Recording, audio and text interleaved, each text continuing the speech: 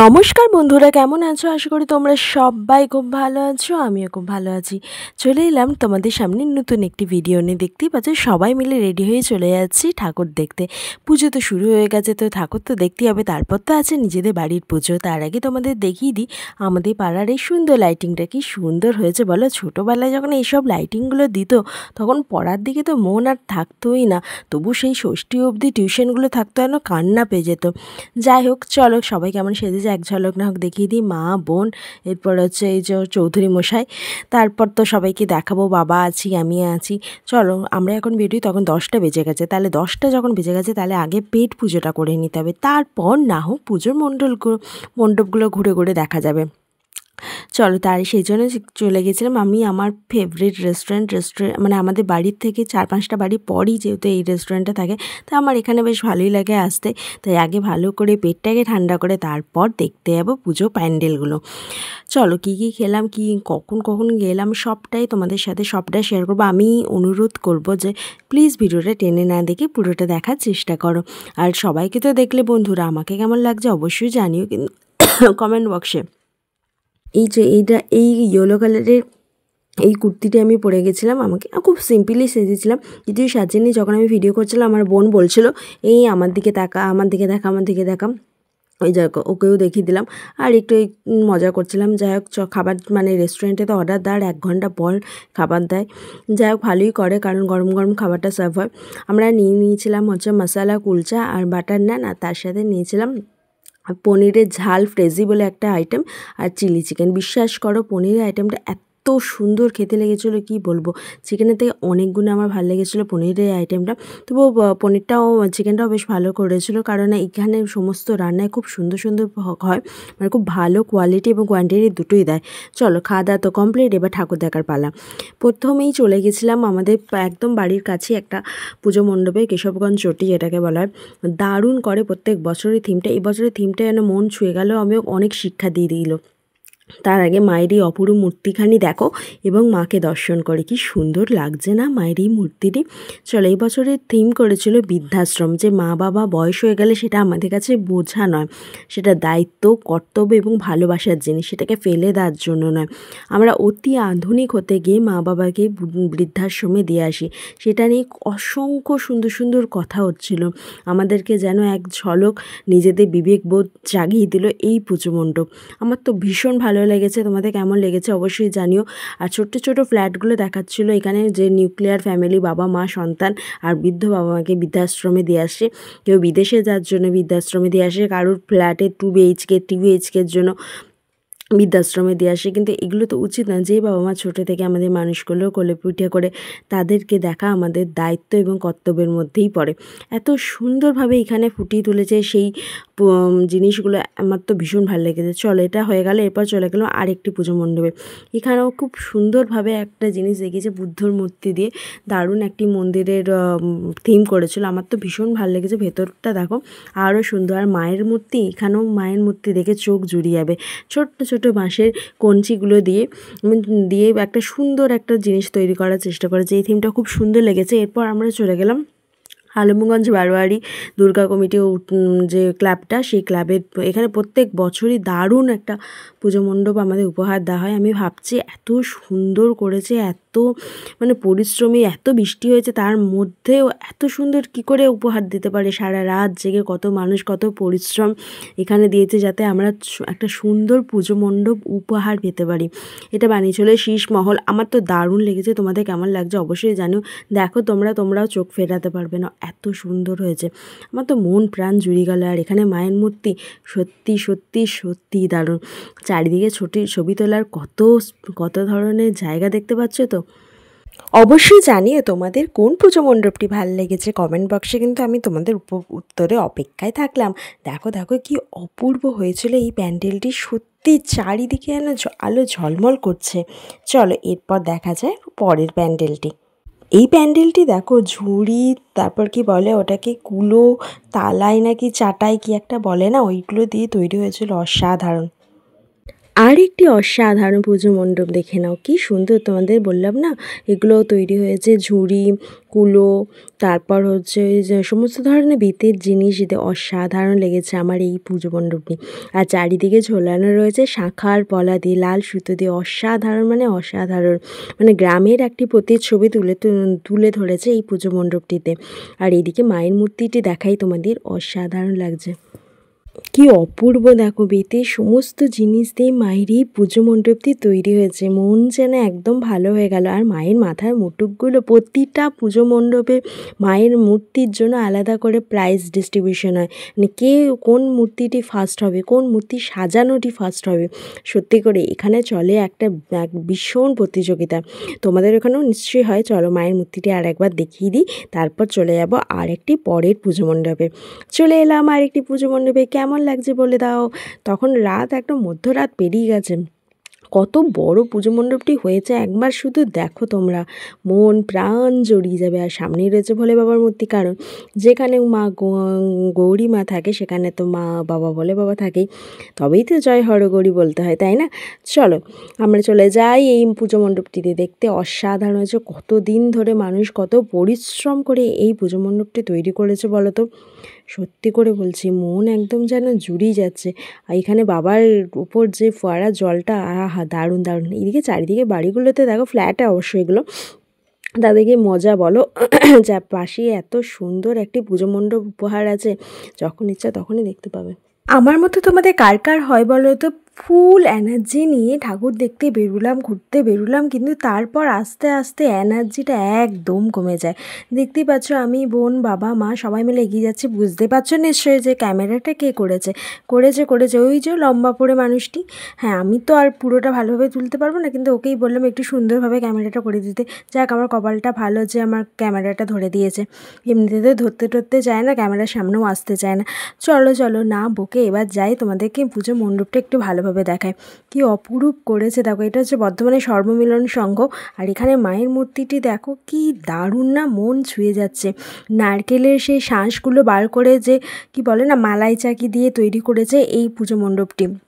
আর ওই সরু সরু জিনিসগুলো দেখতে পাচ্ছ, এগুলো সব নারকেলের একটা হয় না, মানে খোলা সমেত যে নারকেলগুলোতে থাকে, সেগুলো একটা একটা করে বার করে সুন্দরভাবে সাজিয়ে তুলেছে এই পুজো মণ্ডপটা। মায়ের মূর্তিখানি দেখো, আর মায়ের মুটুকখানি দেখো। এবছর দেখলাম প্রতিটা মূর্তিতে মানে নতুনত্বের ছোঁয়া, মুটুকগুলো যেন আরও সুন্দর হয়ে করে তুলেছে।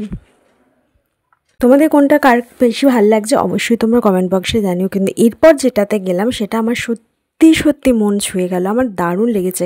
এটা ইসলাবাদ কিরণ সংঘের একটি পুজো মণ্ডপ। কিন্তু এই পুজো মণ্ডপটা একদিকে যেমন খুব ভালো করে মন ভালো করে দেবে, আবার একদিকে তেমন চোখের কোণাতে জল নিয়ে চলে আসবে এই পুজো মণ্ডপ। তোমরা দেখতেই পাচ্ছ এখানে থিম হয়েছিল কার্গিল যুদ্ধ।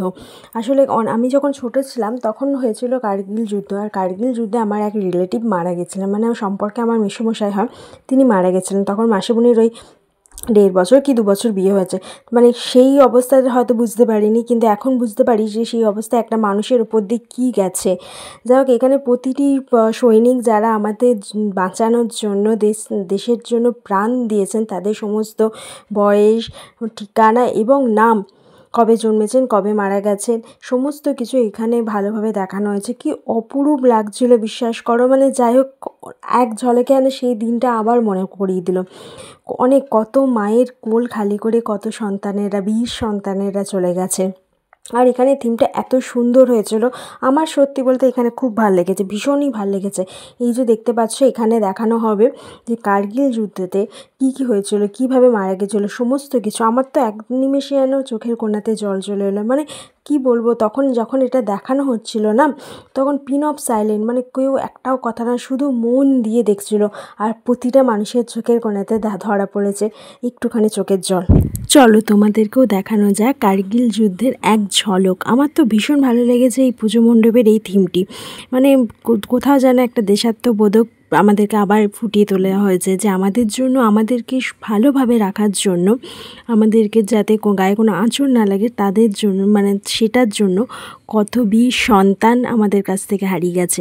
সত্যি এক ঝলকে যেন মনটা অনেক বেশি ভারাক্রান্ত হলো। কিন্তু কি করব বলো, দুঃখ সুখ সব নিয়ে তো চলতে হবে। একদিকে মন খারাপ হয়ে গেল, আবার একদিকে আবার তাদের জন্য গর্বে বুক ফুলে উঠল। চলো দেখা যাক তোমাদের এই কার্গিল যুদ্ধের এক ঝলক। তোমাদের কাছে অনুরোধ করব, ভিডিওর এই অংশটি অবশ্যই তোমরা দেখো তোমাদের চোখের কোণাতেও এক ফোঁটা করে অশ্রুর জল যেন নেমে আসবে। সত্যি করে কত মানুষ আমাদের থেকে চলে গেছে আমাদেরকে বাঁচানোর জন্য, কত প্রাণ চলে গেছে, তাজা তাজা প্রাণ। আসলে প্রতিটি পুজো প্যান্ডেল এত সুন্দর সুন্দর থিম করেছে যে কোনটাকে ছেড়ে কোনটাকে সেরা বলবো আমি সত্যিই জানি না। এখনও তোমাদেরকে অনেক পুজো প্যান্ডেল দেখানো বাকি আছে। তার আগে আমি ভাবলাম এই কার্গিলের সমস্ত জিনিসটা এক ঝলক তোমাদের সামনে সত্যিটাই তুলে ধরি। কি দারুণ না, অনেকক্ষণ টাইম লেগেছিলো এই পুজো মণ্ডপেই, কারণ এই এত অপরূপ একটা দৃশ্য দেখার জন্য হাজার হাজার মানুষ অপেক্ষা করছিল। সত্যি মনটা যেন এক নিমেষের মধ্যে ভালো হয়ে গেল। এতক্ষণ টাইম ওই চতুর্থী পঞ্চমীতে ঠাকুর দেখাতেই হয়েছে, কারণ এরপর ষষ্ঠী সপ্তমী অষ্টমীতে যারা ঠাকুর দেখতে বেরোবে তারা গোটা ভিডিওটা বা গোটা জিনিসটা হয়তো এতক্ষণ ধরে দেখতে পারবে না। কারণ হচ্ছে যে এত ভিড় হবে এরপর, সেখানে আর কি বলবো, মানে সেখানে দাঁড়াবারই জায়গা পাবে না, যত তাড়াতাড়ি ওই চোখের নিমেষের মধ্যে সব যেন দেখা হয়ে যাবে। কারণ এত ভিড় হয়, এত লাইন পড়ে, আমার সত্যিই আর ভালো লাগে না। আগে আমরা পঞ্চমীর দিন ঠাকুর দেখতাম, তাতেও প্রচুর লাইন দিয়ে ঠাকুর দেখতে হতো। ওই জন্য চতুর্থীতে ঠাকুর দেখাটা শুরু করলাম, তাতেও দেখছি ভালো রকমের মানুষের ঢল। কারণ এবার তো এত বৃষ্টি হয়েছে যে মহালয়ার পর থেকেই সমস্ত পুজো মণ্ডপগুলো উদ্বোধন হয়ে গেছে। আর যেদিন উদ্বোধন হয় ওরে বাপরে, সেদিন যেহেতু সেলিব্রিটিদের আনা হয়, প্রচণ্ড পরিমাণে ভিড় থাকে, এত লাইন থাকে। আমি একবার এসেছিলাম, বাপরে বাপরে, পুজো মণ্ডপ তো মানুষ দেখার থেকে কোন সেলিব্রিটি আসবে সেটা দেখাই বেশি ইম্পর্টেন্ট হয়ে দাঁড়ায়। যাই হোক, অনেকটা বকে দিচ্ছি, তোমরা এই যে এই দৃশ্যগুলো একটু দেখতে থাকো। আমি অনুরোধ করবো যে এই দৃশ্যগুলো দেখো, তোমাদেরও মনটা একটু খারাপ হয়ে যাবে। চলো এরপর দেখা যাক আরেকটি পুজো মণ্ডপ। খুব সুন্দরভাবে এই পুজো মণ্ডপটি তৈরি করেছিল, লাল ফিতে আর চিরুনি, আয়না, শাঁখা পলা, মানে মেয়েদের সাজ পোশাক দিয়ে তৈরি হয়েছিল এই পুজো মণ্ডপটি। অসাধারণ হাতের কাজ, কি অপূর্ব দেখো, এই দিক থেকে ওই দিক কি সুন্দর সুন্দর করে সাজানো। মনটা সত্যি ভালো হয়ে যাচ্ছিল, এক নিমিষে যেন মনটা খারাপ হয়ে গেল, চোখের কোণায় যেন জলটা আবার যেন কোথাও উদাও হয়ে গেল। কারণ হাসি দুঃখ মজা এই নিয়ে তো জীবন, বলো। চলো প্রথমেই দেখো এখানে রয়েছে ভোলে বাবার একটি মূর্তি, তারপর রয়েছে গৌরীমা, কারণ হরগৌরীকে তো আলাদা করা যাবে না। চলো কি সুন্দর হয়েছে দেখো এই পুজো মণ্ডপটি, আমার তো ভীষণ ভালো লেগেছে। তোমাদের কোনটা ভালো লেগেছে অবশ্যই কমেন্ট বক্সে জানিও কিন্তু। আর তোমরা কারা কারা পুজো দেখা শুরু করে দিয়েছো অবশ্যই জানিও কিন্তু।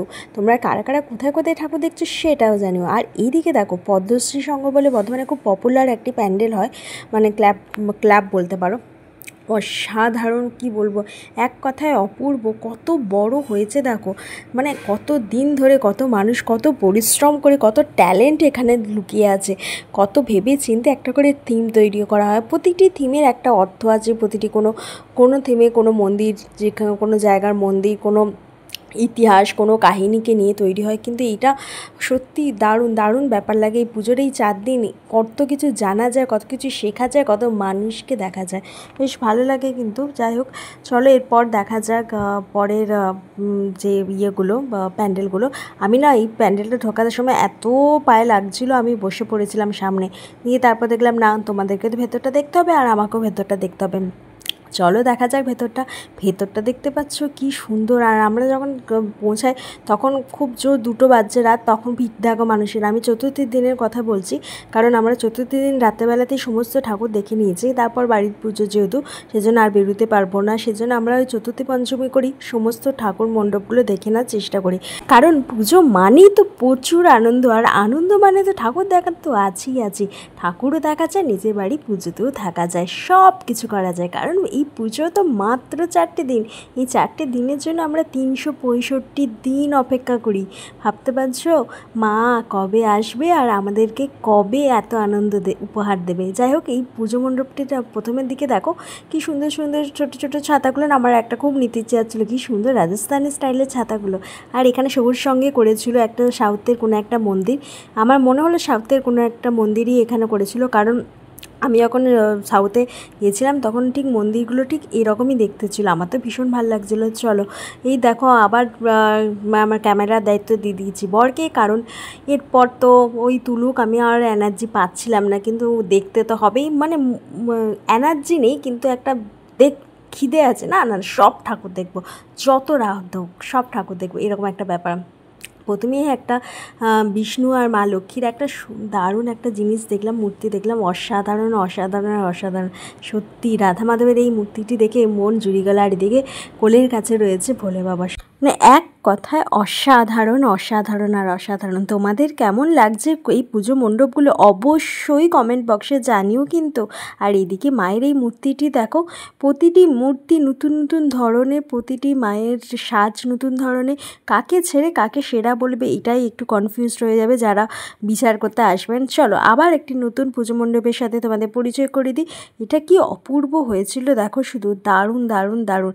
এবার পুজো মণ্ডপগুলোর মধ্যে একটা দারুণ জিনিস দেখলাম জানো, সেটা হচ্ছে একটা স্ক্যানার, যে স্ক্যানারটাতে পরের পুজো মণ্ডপটা কী আছে কাছাকাছি সেটা তুমি দেখতে পারবে স্ক্যান করলে। এটা একটা দারুণ দারুণ জিনিস, যারা বর্ধমানে নতুন ভাড়া আছে বা বাড়ি করেছে নতুন নতুন জায়গা থেকে এসে বর্ধমানে আছে বা বেড়াতে এসেছে, তাদের জন্য এটা ভীষণ সুন্দর। আমি কিন্তু এটা চতুর্থী দিনের কথা বলছি, ভিড়টা একবার শুধু দেখো, লক্ষ্য করো ভিড়টা, বাপরে বাপরে বাপ কী ভিড়। তখন বোধহয় রাত 2-2:30 এরকম বাজছে, ভিড়টা একবার দেখো, ওরে বাপরে। মানে চতুর্থীর দিনেই যদি এত ভিড় হয় তাহলে পঞ্চমী ষষ্ঠী সপ্তমী এগুলো তো বাকিই আছে। সত্যি পুজো 4টে দিন আমাদের জন্য দারুণ দারুণ দারুণ। বলো এই 365 দিন অপেক্ষা করে থাকি যে মায়ের আগমনের জন্য। এখানে মায়ের মূর্তিটি দেখো, সাজগুলো দেখো, দারুণ দারুণ। চলো এরপরে আরেকটি পুজো মণ্ডপের সাথে তোমাদের দেখা করায় মানে ঘুরে দেখায়। ধানের শীষ আর সুন্দর সুন্দর একটা থিম দিয়ে তৈরি হয়েছে এই পুজো মণ্ডপটি। ভেতরটা দেখলে আরও অবাক হয়ে যাবে, একটা সুন্দর থিম দিয়ে তৈরি হয়েছে। আর এখানে একটা সুন্দর ভয়েস ওভার দেওয়া হচ্ছিলো, যদিও আমি এখানে ভয়েস ওভারটা দিইনি তোমাদের, খুব সুন্দর কেন দিইনি সেটা নিশ্চয়ই বুঝতে পারছো। যাই হোক চলো, একটা সুন্দর ভয়েস ওভার দিয়ে তৈরি হয়েছে এই পুজো মণ্ডপে। প্রত্যেকটা প্যান্ডেলেরই থিমে যে ভয়েসটা দেওয়া দরকার সেরকম একটা ভয়েস তো আস্তে আস্তে ব্যাকগ্রাউন্ড মিউজিকের মতো চলছিল। চলো এখানে দেখো তালা আর চাবিতে ভর্তি, আর প্রতিটি তালার কি অর্থ, প্রতিটি চাবি কেন দেওয়া হয়েছে সেটা এখানে সুন্দরভাবে ফুটিয়ে তোলা হয়েছে। সততা, মানে স্বাধীনতা, শান্তি, এগুলো প্রতিটি তালার প্রতীক, চাবির প্রতীক, এগুলোই সুন্দরভাবে এখানে মানে একদম সুন্দরভাবে বোঝানো হয়েছে আর কি। ভয়েস ওভারটা সত্যি খুব সুন্দর হয়েছে। এখানে মায়ের মূর্তিটি দেখো, তোমাদেরও মন জুড়িয়ে যাবে। কত তালা দেখো, বিভিন্ন সাইজের তালা রয়েছে এখানে, তোমাদেরকে একটু জুম করে দেখায় তাহলে বুঝতে পারে। এখানে রয়েছে ঘড়ি। এখানে একটা জিনিস ভালোভাবে বোঝানো হচ্ছিলো যে মানে কোটিপতি বলো আর একদম নিম্নবিত্তি বলো, সবার কাছেই যেটা দামি হচ্ছে সবথেকে সেটা হচ্ছে সময়। কারণ ফেলে আসার সময় 1000 টাকা, লাখ টাকা, কোটি টাকা দিয়েও কিনতে পাওয়া যাবে না, আবার বিনামূল্যেও কিনতে পাওয়া যাবে না। আজকে যে সময়টা আমি তোমাদের সাথে কথা বলছি সেই সময়টা আমি 1000 চেষ্টা করলেও কোনো দিন ফেরত পাবো না, এরকম একটা ব্যাপার। চলো তোমাকে মায়ের এই মূর্তিটি দেখায়, কি দারুণ রয়েছে না। এবার চলে গেলাম আমরা বাদামতলায় যে খালিবিল মাঠ বলতে পারো, ওইখানে যে পুজোটা হয়েছিল সেটা।